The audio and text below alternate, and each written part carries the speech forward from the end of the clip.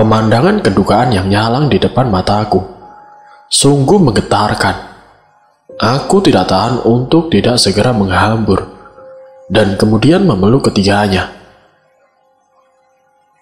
"Ibu, Sandrina, Windari," terpekik sapaku sambil menghambur kepadanya dan memeluknya rapat-rapat.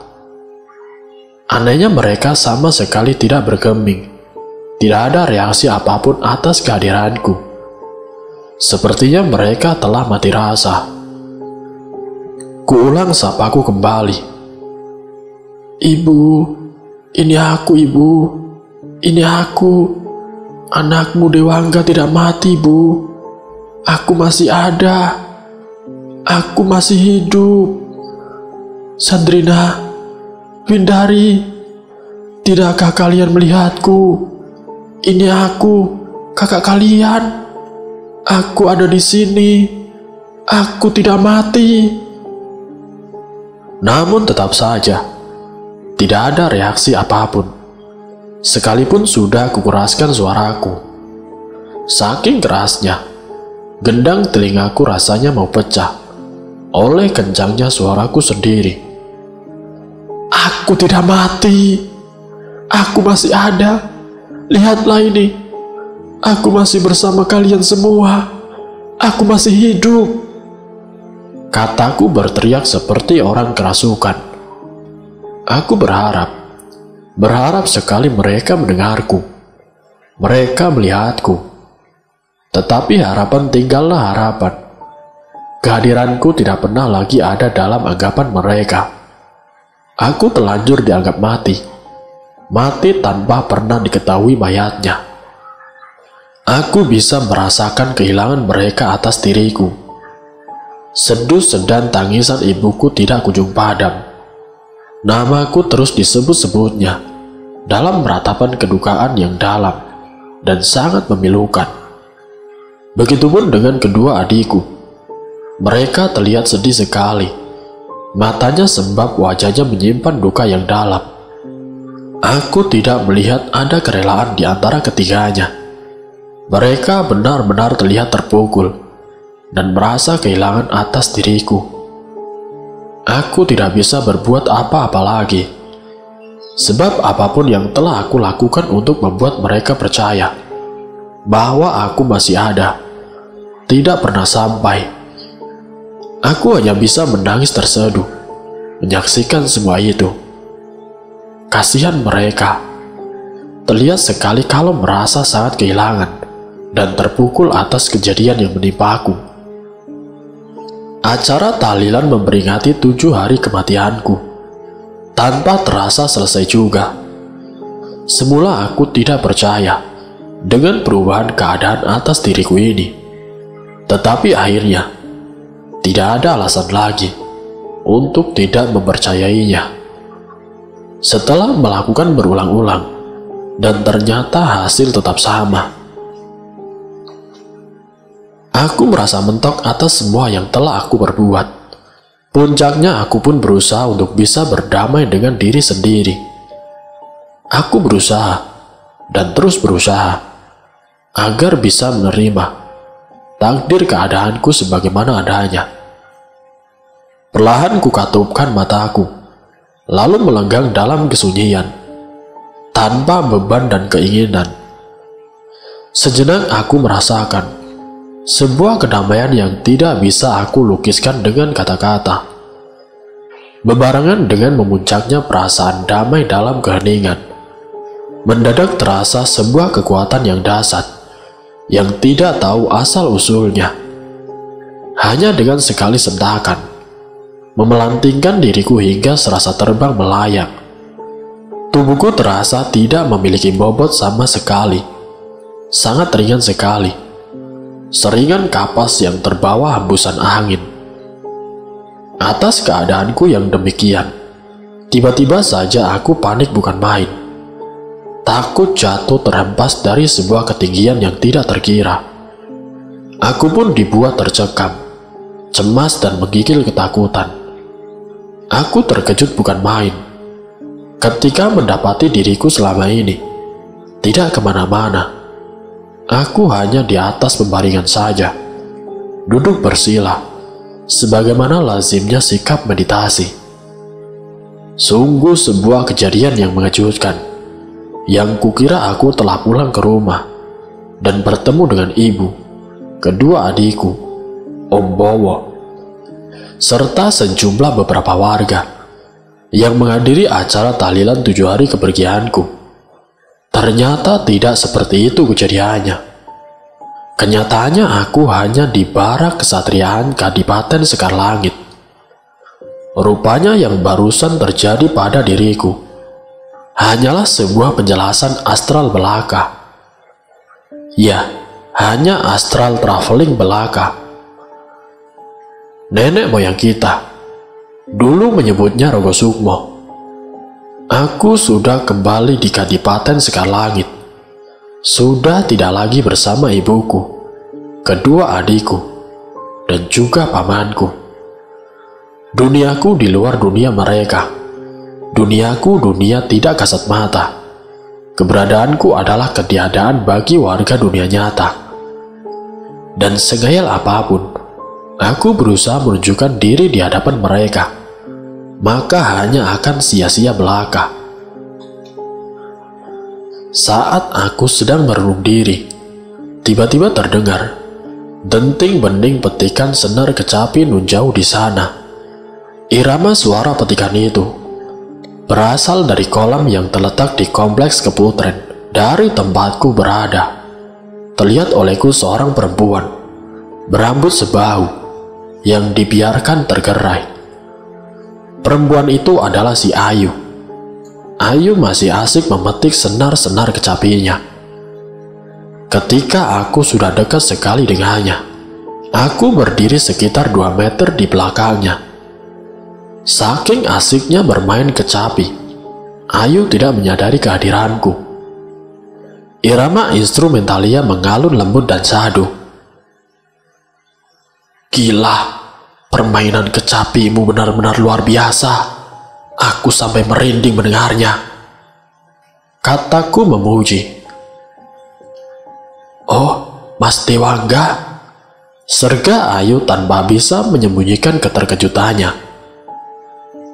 Maaf kalau aku telah membuatmu terganggu, ujarku sambil tersenyum. Tidak Mas Dewangga, tidak, tukas Ayu. Aku terkejut bukan main ketika mata Ayu terlihat berkaca-kaca.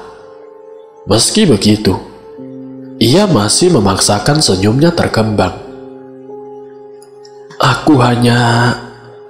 Kata Ayu tidak berlanjut. Air matanya keburu runtuh, tetapi ia berusaha menyembunyikan dari penglihatanku dengan jalan memalingkan mukanya dengan tiba-tiba sambil menyusut air matanya. Duh, apa yang membuatnya tampak bersedih seperti itu? Bisik hatiku bertanya. Aku seperti melihat mendung di wajah Ayu, muram sekali, hingga seperti kehilangan cahayanya. Sebenarnya aku ingin bertanya, apa sebenarnya yang telah membuatnya tampak sangat bersedih seperti itu? Setelah cukup lama terdiam, karena tidak kunjung mendapatkan kata yang tepat untuk memulai pertanyaanku, lalu aku pun mencoba bertanya sekenanya. Boleh aku tahu, apa sebenarnya yang membuatmu tampak sedih seperti ini? Ayu menghela nafas panjang, seolah ada beban yang menyesang di dada. Ia kembali menatapku.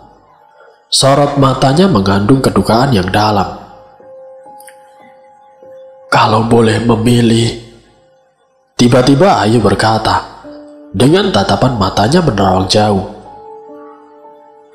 Ya, kalau boleh memilih, aku pilih tidak pernah dilahirkan ke dunia jika akhirnya hanya untuk terbuang seperti ini. Lanjut Ayu bergetar. Terbuang? Maksudnya terbuang bagaimana, Ayu? Aku bertanya. Ya, terbuang tidak ubahnya dengan sampah. Jawab Ayu menukas getir. Kelahiranku di dunia nyata hanya untuk dibuang oleh orang tuaku. Aku dijadikan tumbal pesugihan tanpa aku bisa menolaknya. Mas Dewangga, di sini memang banyak sekali orang-orang yang seperti aku, dibuang oleh orang tuanya yang telah diperbudak nafsu menumpuk harta kekayaan dengan jalan pintas pesugihan. Mendengar penjelasan dari Ayu, tiba-tiba ingatanku melayang ke masa silam. Wajah kawanku Salamun mendadak meleleh di pelupuk lamunan. Ya, Salamunlah orang pertama yang memberitahu aku sesaat sesuai prosesi pemakaman jenazah si Ayu kala itu. Ingatanku akan hal itu serasa semakin segar saja. Dewangga, sebenarnya yang dimasukkan orang-orang ke liang lahat tadi bukanlah jenazah Ayu. Tapi kamu ya jangan percaya begitu saja dengan perkataanku. Yang jelas tadi itu yang terlihat di mataku adalah batang pisang yang dikafani, bukan mayat Ayu. Mendadak terngiang-ngiang ucapan Salamun di telingaku. Dulu aku sama sekali tidak percaya dengan perkataan Salamun, meski ia memiliki kemampuan Andi Kodrati. Kini setelah mendengar pengakuan Ayu sendiri, tidak ada alasan lagi bagiku untuk tidak mempercayai ucapan Salamun. Diam-diam aku memuji kehebatan Salamun yang memiliki kemampuan yang tidak banyak dimiliki orang lain. Jangan-jangan aku ini tidak ubahnya dengan Ayu, dijadikan tumbal pesugihan oleh orang tuaku. Tiba-tiba pikiranku nyeletuk seperti itu. Tetapi pikiran demi pikiran tiba-tiba pula terberangus dengan sendirinya. Setelah tersadar, seperti apa sejatinya orang tuaku itu. Tidak mungkin orang tuaku tidak gila harta. Mas Dewangga sendiri tahu apa yang menyebabkan Mas Dewangga sampai tersesat di sini. Tanya Ayu membuyarkan lamunanku. Sampai sekarang aku belum tahu, Ayu.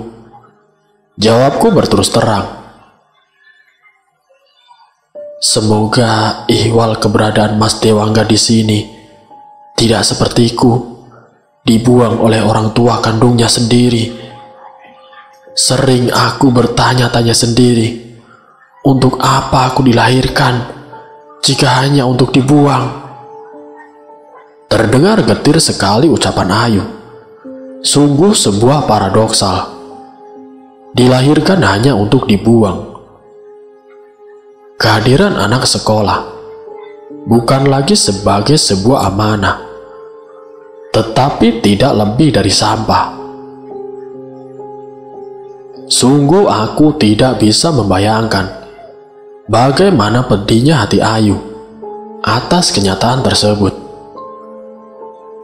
Tiba-tiba saja aku ingin menghibur Ayu, setidaknya membuat Ayu lupa sejenak atas kepedihan hatinya. Ayu, kataku membuyarkan lamunan Ayu.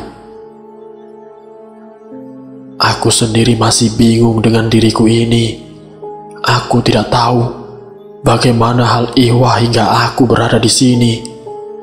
Tetapi aku ingin katakan kepadamu, dalam keadaanku yang seperti ini, rasanya tidak ada yang bisa aku perbuat kecuali berusaha bisa menerima kenyataan ini dengan terus mencoba untuk bisa berdamai dengan diri sendiri.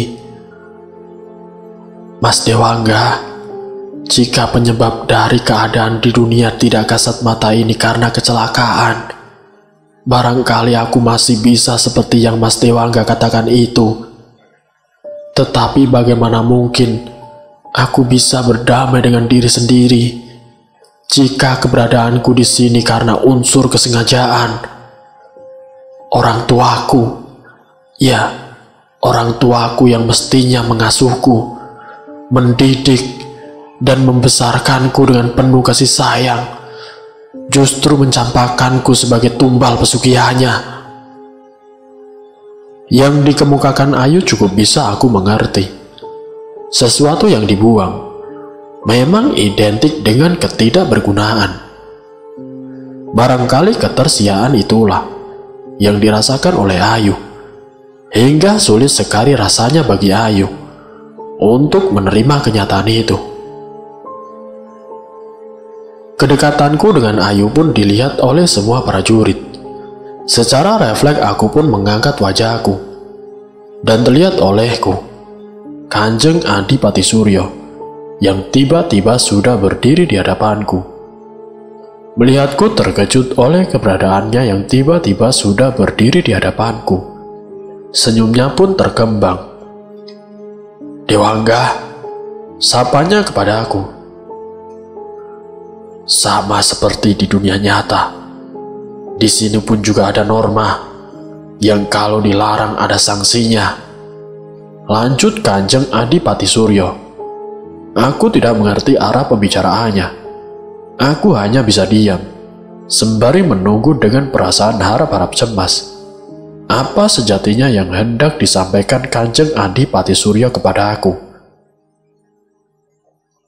Agar tidak timbul fitnah atas kedekatanmu dengan Ayu Diandra, segeralah selesaikan kasak kusuk yang timbul di kalangan punggawa Kadipaten Sekarlangit ini dengan sebuah upacara peresmian, kata Kanjeng Adipati Suryo serius.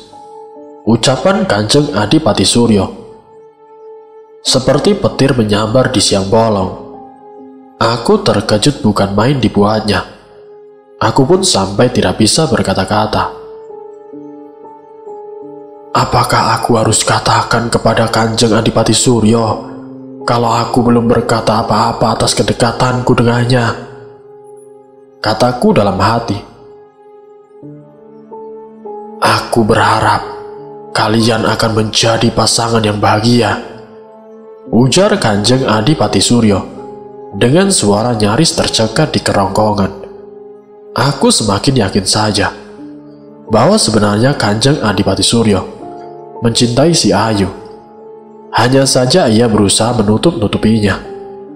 Tetapi cinta memiliki kekuatannya sendiri untuk menunjukkan persemayamannya, sekalipun jauh di lubuk hati yang paling dalam. Seorang bijaksana tidak pernah menjadikan cinta sebagai penderitaan, sebab mencintai adalah kerelaan membuat yang dicintai bahagia dengan caranya sendiri, dan bukan membuat dirinya asal bahagia dari yang dicintainya.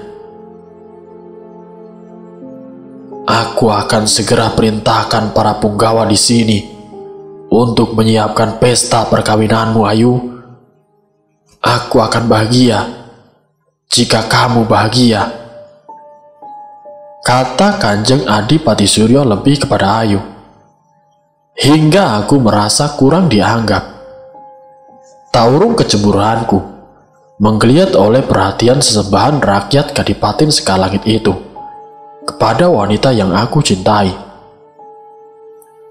Dan kamu, Dewangga, tanggung jawabmu adalah membuat Ayu bahagia, kata Kanjeng Adipati Suryo saat kerisauan hatiku hampir memuncak. Nada bicaranya lebih terasa sebagai perintah. Ya, perintah seorang raja kepada punggawanya. Hatiku berdesir. Aku pun berusaha meredam gejolak batinku. Sikap Kanjeng Adipati Suryo atas hubungan kami toh sudah cukup jelas dengan restu yang diberikannya. Sekarang pikiran dan tenagaku lebih aku fokuskan pada upacara peresmianku dengan Ayu. Dan aku melihat Ayu sangat bahagia dengan hal itu. Mas Dewangga, kita sucikan cinta kita, kata Ayu kepadaku di suatu ketika. Tidak, Ayu, bukan kita yang mensucikan cinta kita, tukasku. Mengapa, Mas Dewangga? Ayu terkejut dengan pernyataanku. Keagungan cinta itulah yang menyucikannya. Tugas kita hanyalah merawatnya dengan baik, kataku kepada Ayu, yang hampir saja kecewa dengan pernyataanku. Lalu dengan apa merawatnya, Mas? Tanya Ayu kemudian. Satu sama lain saling menjaga hati dan juga perasaan, kataku tegas sekali lagi. Ayu manggut-manggut, pertanda mengerti dengan apa yang aku maksudkan. Tetapi kemudian, tiba-tiba ia mencengkram pergelangan tanganku kuat-kuat. Sepertinya ada sesuatu yang membuatnya sangat ketakutan. Aku pun bertanya-tanya penasaran, ada apa dengan Ayu ini? Mas Dewangga, ujarnya kepadaku tiba-tiba. Iya Ayu, ada apa? Tanyaku penuh perhatian. Perkawinan kita akan menjadi penderitaan mereka. Jelas Ayu sungguh sangat mengejutkan. Maksudmu apa Ayu? Mereka siapa? Tanyaku penasaran. Banyak sekali Mas Dewangga, banyak sekali, ujar Ayu. Iya, tetapi mereka itu siapa Ayu? Tanyaku masih tidak mengerti. Yang jelas bukan warga sini Mas, jelas Ayu. Lalu siapa Ayu? Aku semakin bingung dengan jawaban dari Ayu. Penduduk alam nyata Mas Dewangga. Mungkin di antara mereka ada keluarga kita. Lihat saja, sebentar lagi ada perintah dari Kanjeng Adipati Suryo untuk warga di sini. Mereka yang masih mempunyai keluarga di alam nyata akan diminta pulang ke rumah masing-masing keluarganya. Ayu menjelaskan. Pulang? Tanyaku memotong perkataan si Ayu. Iya Mas, pulang ke rumah masing-masing. Tetapi mereka tidak pulang seterusnya, hanya sebentar saja. Setelah mengabarkan Kanjeng Adipati Suryo akan mempunyai hajat, harus kembali lagi ke sini. Urai Ayu menjelaskan kepada aku. Mas Dewangga nanti pasti juga akan pulang, bertemu dengan ibu dan adik-adik Mas Dewangga. Kepulangan Mas Dewangga hanya untuk memberi kabar kepada keluarga Mas bahwa akan ada hajat besar. Setelah Mas Dewangga menyampaikan pesan dari Kanjeng Adipati Suryo agar ibu dan adik-adik Mas Dewangga hati-hati, Mas Dewangga akan balik lagi ke sini. Aku tersentak. Aku sangat bersyukur dengan kebahagiaan ini, sebab tidak sedikit orang yang mendadak menggigil ketakutan hanya dengan mendengar kata pulang. Bagi mereka yang ketakutan mendengar kata pulang, mungkin saja rumah bak neraka. Tidak ada kedamaian di dalamnya, tidak ada ketentraman di dalamnya, tidak ada kehangatan di dalamnya, tidak ada cinta di dalamnya. Rumahnya yang mestinya mencari tempat istirahat yang nyaman, justru sebaliknya, hanya membuat hati gerah, hingga tidak betah untuk berlama-lama tinggal di rumah. Aku sangat bersyukur. Aku bersyukur sekali tidak mengalami hal-hal yang seperti itu. Rumah justru selalu menjadi pembangkit kerinduanku saat aku sudah merasa sangat lelah dari penatnya rutinitas. Aku selalu ingin pulang ke rumah ketika merasa sudah terlalu lama meninggalkannya.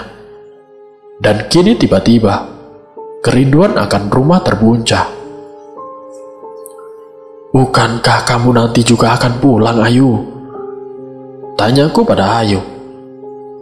Tidak, Mas Dewangga. Tidak, jawab Ayu. Kenapa, Ayu? Bukankah kita ini sama? Mas Dewangga salah. Kita ini beda, Mas. Beda bagaimana, Ayu? Beda, Mas. Aku berada di sini karena aku dijadikan tumbal pesugihan oleh orang tuaku. Sedang Mas Dewangga tidak. Mungkin saja keadaan Mas Dewangga menjadi tidak kasat dan berada di sini karena tersandung oleh akar mimang. Jelas Ayu. Aku tersentak. Penjelasan dari Ayu itu seolah merupakan sebuah jawaban atas teka-teki penyebab keberadaan hingga tersesat di dunia tidak kasat mata ini. Bisa jadi yang dikatakan Ayu ini benar, bahwa penyebab aku menjadi bagian dari entitas gaib ini gara-gara tersandung akar mimang. Ayu, kataku setengah terpekik. Penjelasanmu telah memberikan jawaban atas teka-teki selama ini. Mengapa hingga aku tersesat di sini? Mungkin yang kamu katakan itu benar. Keadaanku sampai menjadi tidak kasat mata seperti ini pasti gara-gara tersandung akar mimang. Astaga, aku baru sadar kalau sudah mengalami kecelakaan supranatural, kataku kepada Ayu. Kini aku baru percaya, akar mimang benar-benar ada. Bukan hanya karangan orang tua-tua zaman dulu, yang sengaja diciptakan untuk menakut-nakuti anak-anaknya, yang suka keluyuran tanpa tujuan. Orang yang tersandung akar mimang tidak akan pernah bisa kembali ke dunia nyata.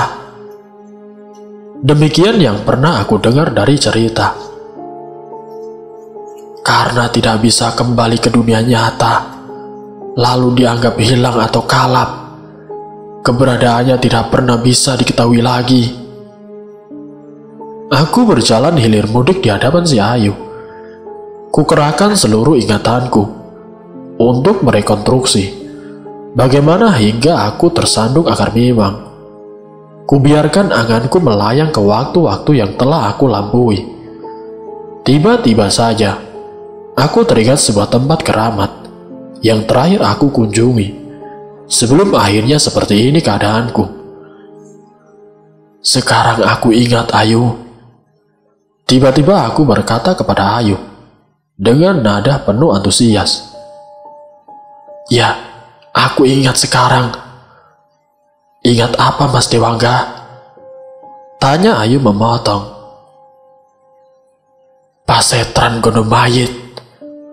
Mungkin disitulah aku tersandung akar mimang hingga keadaanku menjadi seperti sekarang ini, kataku sambil mengingat saat-saat terakhir aku berada di dunia nyata. Rupanya aku sudah tahu tempat keramat yang aku sebutkan itu. Kukira sesuai sekali dengan namanya. Tiba-tiba Ayu menyela. Yang dikatakan Ayu memang benar. Pasetran Gondomayit memang dikenal sangat angker. Masyarakat pesisir pantai selatan, tempat di mana pasetran Gondomayit itu berada, cukup mengeramatkannya. Hampir dalam setiap ritual larung sesaji, yang merupakan acara tradisi nelayan setempat, warga tidak pernah melupakannya. Mereka akan membuat sesaji khusus untuk dipersembahkan di tempat itu. Tiba-tiba ingatanku seperti tersegarkan. Kepergianku ke pasetran Gondomayit kala itu tidak sendiri. Kami bertiga, aku dan dua kawanku yang sama-sama memiliki hobi mancing. Dua orang kawanku itu masing-masing bernama Ponco dan juga Harmoyo. Keduanya sejak awal memang sudah memperingatkanku agar hati-hati jika berada di kawasan pasetran Gondomayit. Hati-hati bagaimana? Tanyaku kala mendapat peringatan. Minimal di sana jaga omonganmu, kata Harmoyo serius. Pokoknya jangan bersikap sombong, timbal Ponco. Seklinik itu kah? Kepercayaan semacam itu kok dipelihara? Ujarku dengan nada setengah melecehkan keduanya. Terserah kamu saja, Dewangga. Aku dan Ponco hanya mengingatkan, serga Harmoyo. Ya, kamu boleh percaya. Tidak pun bukan masalah buat kami. Yang jelas aku dan Harmoyo sudah mengingatkan. Tukas Ponco dengan mimik muka yang serius, hingga membuatku tertawa sendiri dengan sikapnya yang sepertinya hendak memaksa untuk mempercayainya dengan apa yang dikatakan. Iya, aku percaya, kataku pada akhirnya dengan nada masih setengah meledek. Entah mengapa, sampai dengan kepergianku untuk memancing di sekitar kawasan Pasetran Gondomayit itu, aku masih sulit percaya untuk hal-hal yang beraroma gaib. Aku pun sampai keheranan dengan diriku sendiri. Padahal agamaku jelas-jelas mengajarkan bahwa selain menciptakan bangsa manusia, Tuhan juga menciptakan jin dan juga setan. Kini tidak ada alasan lagi bagiku untuk tidak mempercayainya, sebab aku telah mengalaminya sendiri. Tanpa sadar aku telah tersandung akar mimang. Pasetran Gondomayit menjadi saksi bisu atas semua itu. Aku hanya bisa menyesal mengapa dulu tidak menghiraukan peringatan Harmoyo dan Ponco. Kamu boleh percaya boleh tidak, di kawasan Pasetran Gondomayit ini masih ada akar mimang yang suka menjadi sandungan buat orang-orang yang tidak percaya dengan penghuninya. Ucapan Ponco mendadak terngiang-ngiang. Yang dimaksud penghuni oleh Ponco tentu saja entitas gaib yang bersemayam di kawasan Pasetran Gondomayit. Ketika Ponco berkata demikian, ingatanku segera melayang tokoh pewayangan yang bernama Betari Durga. Nah, karena itulah secara spontan aku pun segera membalas ucapan Ponco. Kebetulan Ponco, selama ini aku hanya bisa menyaksikan Betari Durga dalam pagelaran wayang kulit. Jika aku tersandung akar mimang, tentu akan bisa melihat sosok Betari Durga secara nyata. Aku kira kesombonganku telah mendapatkan ganjarannya. Penyesalanku pun hanya sia-sia belaka. Sebab semenyesal apapun aku tidak akan pernah bisa kembali lagi ke alam nyata. Keberadaanku yang demikian ini membuat keluargaku menganggapku telah kalap. Aku sedih bukan main dengan kenyataan ini. Lebih-lebih ibu dan kedua adikku yang telah menganggapku sebagai tulang punggung keluarga. Mas Dewangga, tiba-tiba Ayu membuyarkan lamunanku. Sekarang kita tinggal menunggu perintah Kanjeng Adipati Suryo untuk pulang. Dan itu berarti kita harus pisah, yuk? Tanyaku yang tiba-tiba sadar. Kalau kepulanganku nanti berarti harus meninggalkan Ayu seorang diri di Kabupaten Sekarlangit. Iya, karena antara aku dan Mas Dewangga, ihwal keberadaannya di sini berbeda. Aku tidak mungkin pulang kepada keluargaku yang telah membuangku dengan menjadikan aku sebagai tumbal pesugihannya. Apakah aku tidak bisa membawamu pulang kepada keluargaku, yuk? Tanyaku dengan nada penuh harap. Mengapa Mas Dewangga tanyakan itu? Bukankah aku sudah menjadi bagian dari diri Mas Dewangga? Kata Ayu sambil menatapku dengan tajam. Berarti kamu akan selalu bersamaku, yuk? Iya Mas Dewangga, aku akan selalu bersama Mas Dewangga, kemanapun perginya Mas Dewangga. Hanya saja tidak seorang pun tahu akan hal ini. Tidak seorang pun, baik itu ibu dari Mas Dewangga ataupun adik-adik Mas Dewangga. Jelas Ayu. Mengapa begitu, Ayu? Tanyaku penasaran. Ya, karena keberadaanku hanya bisa dirasakan oleh Mas Dewangga saja, tanpa bisa terlihat secara kasat mata oleh siapapun. Aku akan selalu bersama Mas Dewangga, karena aku sudah merasa menjadi bagian dari Mas Dewangga sendiri. Sungguh sebuah ucapan yang sangat membahagiakan. Hatiku pun mendadak berbunga-bunga. Jiwaku serasa melambung tinggi ke angkasa. Yang dikemukakan Ayu itu, aku kira keluar dari lubuk hatinya yang paling dalam. Sungguh aku suka sekali mendengarnya. Kalau memang harus begitu takdirnya, getaran keberadaanmu dalam hatiku pasti akan selalu menenteramkanku, Ayu, kataku kemudian. Mas Dewangga, aku sudah ngantuk, kata Ayu tiba-tiba. Aku ingin kembali ke Kaputren. Aku pun tidak bisa menahan Ayu untuk lebih lama lagi berduaan denganku. Karenanya aku pun segera mengantarkannya melangkah ke komplek Kaputren. Tetapi baru beberapa jengkal melangkah, tiba-tiba seseorang menyeru namaku dari kejauhan. Langkah kami pun terhenti, hingga muncul Pati Jolang di hadapanku dan Ayu. Ada apa, Ki Jolang? Tanyaku penasaran, melihat tangan kanan Kanjeng Adipati Suryo itu tergopoh-gopoh menemuiku. Soal perkawinanmu dengan Ayu Diandra, jawab Pati Jolang serius. Sungguh aku tidak mengira kalau ternyata Pati Jolang sudah tahu tentang rencana perkawinanku dengan Ayu. Aku pun dibuat penasaran, karena rasanya hanya Kanjeng Adipati Suryo saja yang aku beritahu tentang rencana itu. Pemberitahuan itu pun terpaksa aku lakukan, semata-mata karena ingin mendapatkan restunya. Sebelum aku sempat mempertanyakan rasa kepenasaranku, tiba-tiba Pati Jolang berkata, Kanjeng Adipati Suryo baru saja memanggilku, Dewangga.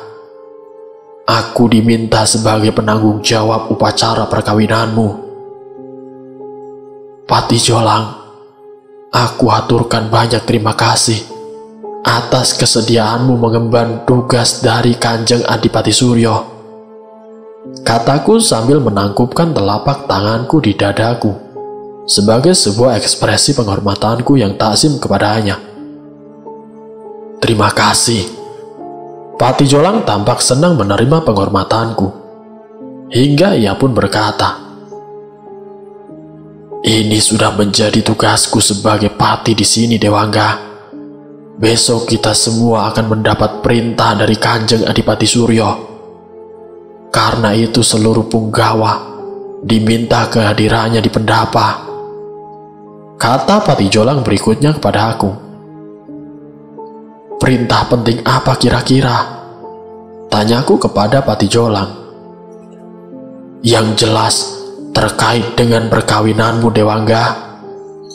Di sini perkawinan merupakan sebuah peristiwa yang sangat penting, bukan sekedar lahirnya sebuah keluarga yang ditandai dengan peresmian hubungan suami istri. Tetapi lebih dari itu, karena menyangkut pembaharuan yang terjadi di luar dunia kita. Pembaharuan itu sendiri akan ditandai dengan sebuah kejutan yang membuat dunia di luar kita tergoncang, urai Pati Jolang sambil tersenyum. Perkataan Pati Jolang mengingatkanku pada pemberitahuan Ayu barusan. Tiba-tiba saja terbayang olehku sebuah bencana alam akan terjadi di dunia luar sana. Sebuah dunia tempat aku berasal. Sebuah dunia di mana ibuku dan juga adikku tinggal. Tiba-tiba saja aku mencemaskannya dan ingin sekali rasanya segera menemui mereka untuk mengabarkan hal ini. Apakah aku harus membatalkan perkawinanku dengan Ayu? Hatiku pun mendadak gundah gulana. Aku pun mencoba berpikir keras. setelah Pati Jolang berlalu dari hadapanku. Ya, jika ternyata perkawinan ini menimbulkan banyak kerugian, bahkan korban jiwa, untuk apa diteruskan? Aku pun mendadak dibuat bimbang. Tiba-tiba aku ingin membicarakan lagi rencana perkawinanku dengan Ayu. Tepatnya ingin membatalkan. Biarlah kami saling mencintai saja, tanpa harus terikat sebuah tali perkawinan. Tetapi apakah Ayu menerima pembatalan ini? Setelah mengantarkan Ayu, aku pun langsung melenggang menuju para kesatrian. Kerisauan hatiku terbuncah. Pikiranku sepertinya tidak mau beranjak dari hal lain, selain berkutat pada rencana perkawinan itu sendiri. Keinginan membatalkan perkawinan itu serasa terus merongrongku, hingga sulit sekali bagiku untuk segera memejamkan mata dan melupakannya. Belum sempat kusampaikan kerisauan hatiku kepada Ayu, tiba-tiba aku sudah harus berkumpul di pendapa bersama sejumlah punggawa Kadipaten Sekar Langit lainnya. Persis seperti yang telah dikatakan Pati Jolang kepada aku. Hari itu Kanjeng Adipati Suryo akan memberitahukan perintah penting terkait dengan pelaksanaan perkawinanku dengan Ayu. Seperti yang kita tahu semuanya, sebentar lagi kita akan punya hajat atau perkawinan. Saya sudah laporkan hal ini kepada Mbah Kelut, kata Kanjeng Adipati Suryo, membuka pembicaraannya kepada para punggawa yang sedang berkumpul di pendapa. Mendengar nama Mbah Kelut, hatiku mendadak berdebar. Peristiwa meletusnya Gunung Kelut yang selalu menghebohkan warga itu pun tiba-tiba membayang di pelupuk mataku. Aku pun bertanya-tanya dalam hati, jika benar Kadipaten Sekar Langit menjadi bagian dari Gunung Kelut, sebenarnya posisinya berada di sebelah mana? Tetapi sebelum mendapatkan jawabannya, tiba-tiba Kanjeng Adipati Suryo mengagetkanku. Dan kau Dewangga, sama dengan para punggawa di sini lainnya yang masih punya keluarga di dunia luar sana, tugasmu memberitahu keluargamu kalau akan ada hajat dan katakan kepada mereka agar berhati-hati. Setelah itu kamu balik lagi ke sini. Siap Kanjeng Adipati Suryo. Jawabku meluncur begitu saja, tanpa tahu bagaimana dan dengan apa aku harus pulang menemui keluargaku. Yang lainnya pun juga sepertiku, langsung mengiyakan saja perintah dari Kanjeng Adipati Suryo. Padahal aku sendiri sebenarnya masih sangat kebingungan bagaimana caraku untuk bisa pergi ke dunia luar dan menyampaikan pesan Kanjeng Adipati Suryo itu.